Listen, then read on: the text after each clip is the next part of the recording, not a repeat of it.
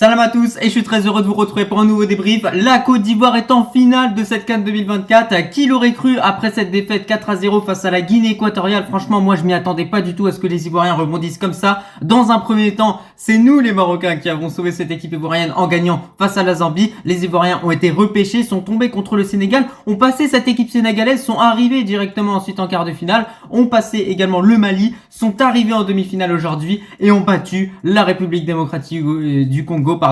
Donc franchement c'est magnifique, il n'y a rien à dire. En tout cas voilà, moi je suis de bonne humeur, je suis content parce que je supporte la Côte d'Ivoire dans cette Coupe d'Afrique 2024. Et voilà, pour moi c'est comme s'ils représentent le Maroc parce qu'on les a repêchés et aussi parce que c'est un pays frère bien évidemment du Maroc. Donc juste avant qu'on commence avec ce débrief, si ce n'est pas fait, je t'invite à t'abonner, à liker et à commenter cette vidéo. Et un très grand merci à l'ensemble de personnes qui feront ça.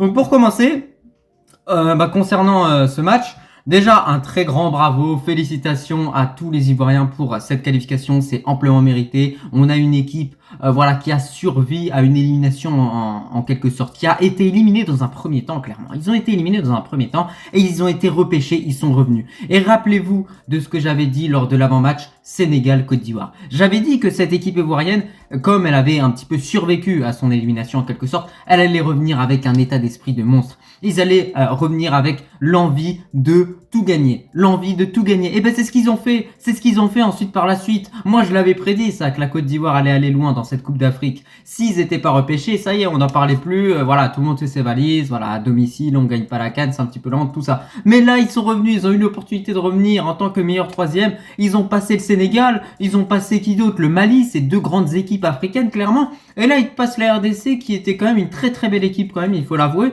Les Congolais aujourd'hui qui ont de quoi avoir des regrets puisqu'ils ont eu des occasions pour remporter ce match-là. Mais donc voilà, on va en parler bien évidemment de ce match-là et on va commencer tout d'abord par la première mi-temps. Alors déjà, concernant cette première mi-temps, on a vu une Côte d'Ivoire avec deux visages. En premier, on a vu que les Congolais avaient plus ce ballon, ça passait à droite, à gauche, avec des centres de Massa Ekou, je crois qu'il s'appelle comme ça, le défenseur gauche congolais. On avait Wissa également qui était très actif sur son couloir. Également Bongonda, je crois que de l'autre côté, il était également actif. Bakambu qui faisait beaucoup d'appels dans la profondeur. On a également eu une très bonne couverture de la part de Ndika et de Boli qui venaient beaucoup presser Bakambu pour empêcher les Congolais de pouvoir jouer sur leur force en quelque sorte. Et donc dans les premières minutes, clairement, on va pas se mentir, c'est le Congo qui a clairement mis la pression sur cette équipe ivoirienne. Le Congo qui a d'ailleurs marqué un but refusé, logiquement refusé. Le gardien a capté le ballon et ensuite l'autre il vient mettre son pied, donc il y a complètement faute logique.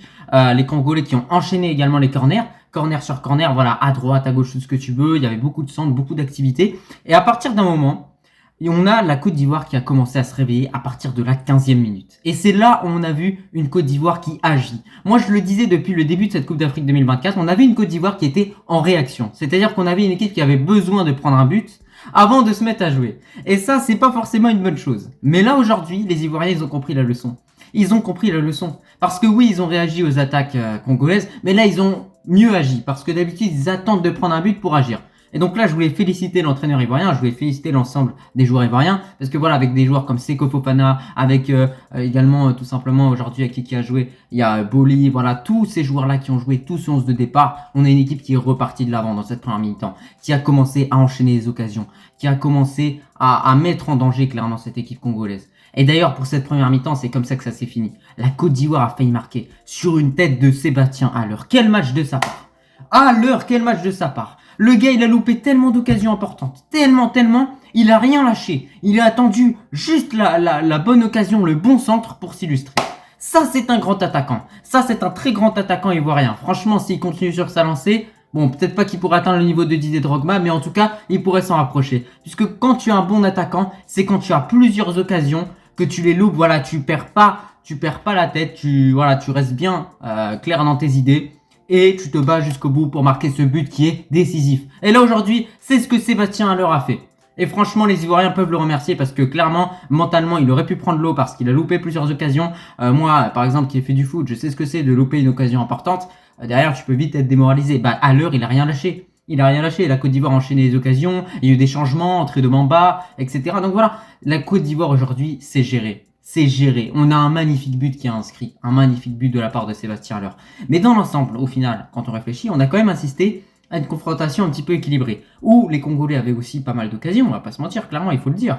Et c'est pour ça que les Congolais ont de quoi avoir des regrets vis-à-vis de ce match-là. Mais en face, on est une équipe ivoirienne avec un entraîneur qui a vraiment fait les bons choix. Encore une fois, Adringa, je crois qu'il s'appelle comme ça, sur le côté, celui qui a permis à la Côte d'Ivoire clairement de marquer majoritairement contre le Mali, parce que c'est lui qui a fait la percée. Bah franchement, son match il était très intéressant. Je sais pas, excusez-moi, je sais pas dans quel club il joue, mais en tout cas c'est un joueur à suivre. C'est un joueur à suivre. Et si j'étais entraîneur d'un club, je prendrais ce joueur-là, qui a vraiment beaucoup de potentiel. On a vu à quel point il avait une bonne détente, notamment sur un centre ivoirien. Donc voilà, moi je vous le dis, Adringa, c'est un joueur à suivre. Il est bon en dribble, il est rapide, il t'apporte de la percussion. Sébastien Haller, encore une fois, comme je le dis, il a loupé plein d'occasions, il a rien lâché, il a marqué. Ça, c'est une équipe qui lâche rien. Et c'est une équipe qui a le mindset pour aller au bout dans cette Coupe d'Afrique. Et Inch'Allah, je le souhaite, je serai à fond derrière les Ivoiriens en tant que Marocain face au Nigeria. Et j'espère qu'ils vont remporter leur Coupe d'Afrique à domicile, ce serait magnifique. Comme ça, nous, en tant que Marocains, Inch'Allah pour la CAN 2025, d'ailleurs, je serai au Maroc logiquement, et ben Inch'Allah, on remporte la Coupe d'Afrique chez nous. Imaginez que la Côte d'Ivoire remporte cette Coupe d'Afrique 2023 chez elle, et nous, ensuite, on gagne la CAN 2025 chez nous. Ce serait juste magnifique. Parce que dans ce cas-là, il y aurait que le Cameroun qui a échoué pour remporter sa CAN à domicile, et il y aurait également l'Égypte qui a échoué à la mission. Mais voilà, peut-être qu'il pourrait se passer ça. Franchement, ça peut être assez lourd. Moi, en tout cas, je suis content que la Côte d'Ivoire soit en finale. Maintenant, le plus dur est à venir. Franchement, le Nigeria, une équipe remplie de qualité. Lookman, Osimhen, Troust et Kong, je sais plus quoi. Mais à part ça, voilà, malgré les grandes figures du football nigérian, moi j'ai envie de vous dire que cette équipe ivoirienne, elle a tout pour remporter la coupe. Elle a tout, il faut le dire. Il y a les supporters, il y a les Marocains, il y a le monde entier avec les Ivoiriens pour remporter cette Coupe d'Afrique.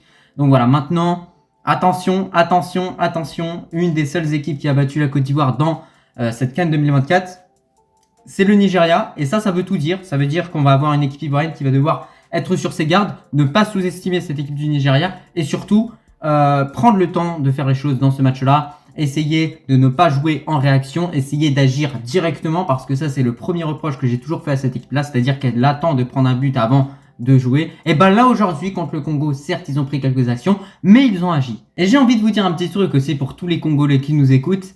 Moi vous le savez, j'aime beaucoup le Congo en tout cas. Je vois la situation qu'ils traversent dans leur pays et en tout cas je leur envoie beaucoup de soutien. Voilà, c'est dommage que la RDC n'ait pas pu remporter cette Coupe d'Afrique. Maintenant, voilà, il s'est passé des trucs avec Regragui, Mbemba, tout ça, ça m'a pas trop plu parce qu'on accuse comme ça mon entraîneur, forcément, ça me plaît pas. Donc voilà, il y a pas de souci, mais moi j'ai un mot à vous dire. Voilà, vous avez scandé ce mot-là pendant toute la Coupe d'Afrique, moi je vous le rends. Voilà, je vous le rends. Première fois que je le dis de peut-être toute ma vie. Ça se trouve c'est la première fois que je le dis. La justice de Dieu.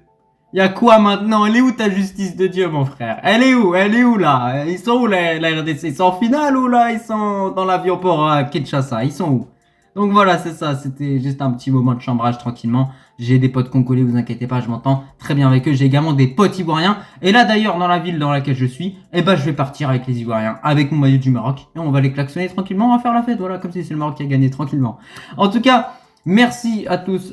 Si vous avez regardé ce débrief dans son entièreté, je suis pas rentré dans les détails de cette analyse. J'ai préféré faire vraiment une analyse globale sur ce que la Côte d'Ivoire avait pu faire depuis le début de cette Coupe d'Afrique.